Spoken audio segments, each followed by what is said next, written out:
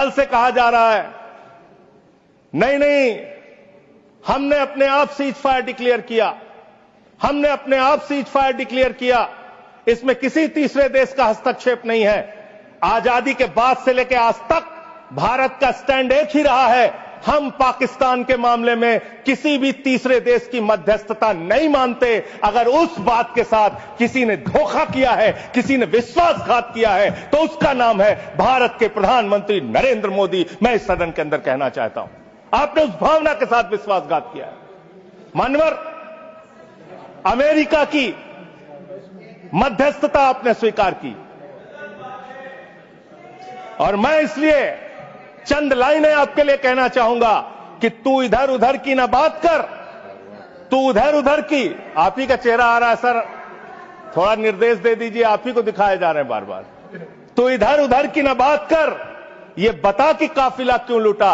मुझे रहजनों से गिला तो है, लेकिन तेरी रहबरी पर सवाल है, आपकी रहबरी पर, आपके नेतृत्व पर सवाल है, और यह सवाल बार बार पूछा जाएगा, यह सवाल बार बार पूछा जाएगा। 10 मई को भारत, जो 144 करोड़ की आबादी का मुल्क है, भारत जो दुनिया का सबसे बड़ा लोकतंत्र है, भारत जो दुनिया की 5वीं बड़ी अर्थव्यवस्था है, उस भारत के मामले में सीज फायर का डिक्लेरेशन भारत की धरती से नहीं होता, अमेरिका की धरती से होता है। अमेरिका का राष्ट्रपति ट्रंप वो ट्वीट करके जानकारी देता है सीज फायर हो गया दोनों देश में, हो जाएगा।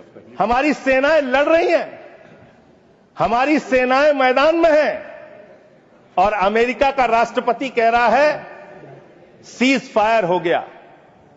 क्या लिख रहा है वो अमेरिका का राष्ट्रपति? After a long night of talks mediated by United States, I am pleased to announce that India and Pakistan have agreed to a full and immediate ceasefire. Congratulations to both countries on using common sense and great intelligence. Thank you for attention to this matter.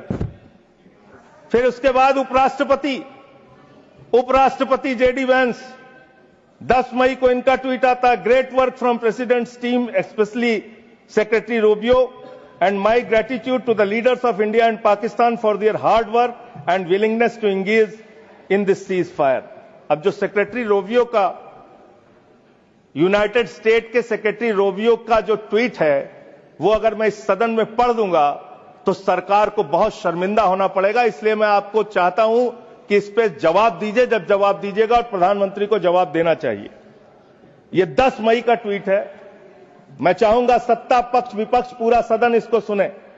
Over the past 48 hours, vice president Vance and I have engaged with the senior Indian and Pakistani officials, including Prime Ministers Narendra Modi and Shehbaz Sharif, External Affairs Minister Subramaniam Jaishankar, Chief of Army Staff Asim Munir, and National Security Advisors Ajit Doval and Asim Malik.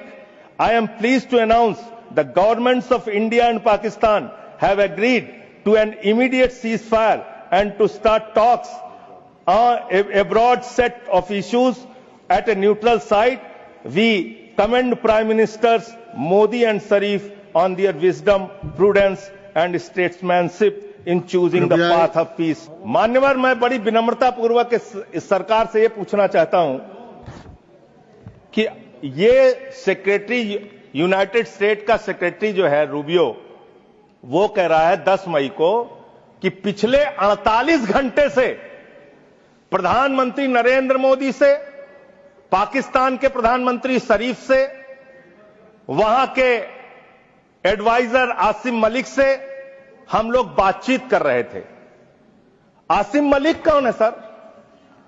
Asim Malik कौन है? आसिम मलिक है ISI का chief, जो पाकिस्तान के द्वारा प्रायोजित आतंकवाद का संरक्षक है। भारत की सरकार उससे बातचीत कर रही थी जब सेना लड़ रही थी। 8 मई को जब सेना लड़ रही थी, आप आईएसआई से बात कर रहे थे, आप आईएसआई से बात कर रहे थे। आसिम मुनीर और आसिम मलिक दोनों से आप बात कर रहे थे, आप बात कर रहे थे।